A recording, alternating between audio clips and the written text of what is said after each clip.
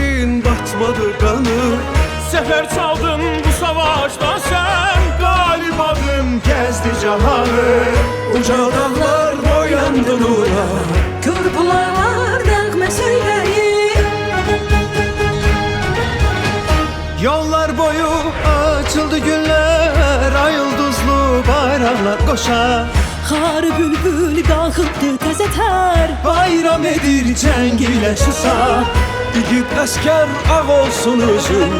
Sağ ol desəm alsalar sənə.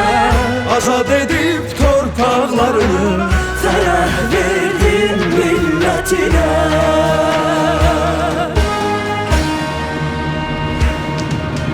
ben bir millətəm, tarih yazan. Səfərim dillərə dastan, dursa qarşında bütün cahan. Vermərəm öz torpağından. Ben bir millətəm, tarih yazan. Şanlı qələbəm çıxmaz yadda. Bir ağızda deyək hər an, yaşasın Azərbaycan.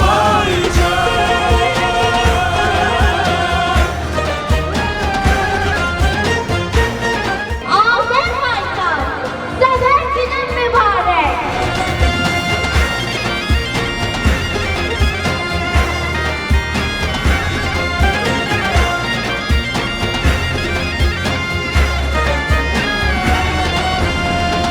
Milletimiz hak yolcusu, hakkınızı dönen değil.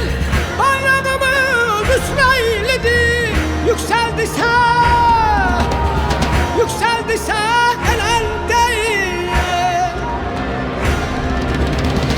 Bu bayrakta ölmez ruhum, hem geçmişti hem gelecek. Yurdumuzun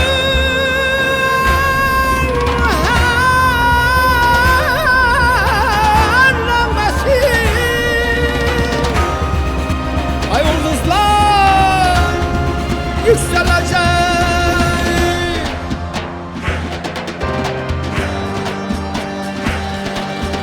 Ben bir milletem, tarih yazan.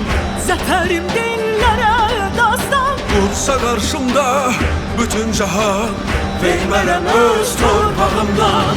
Ben bir milletem, tarih yazan. Şanlı qələbəm çıxmaz yaddan.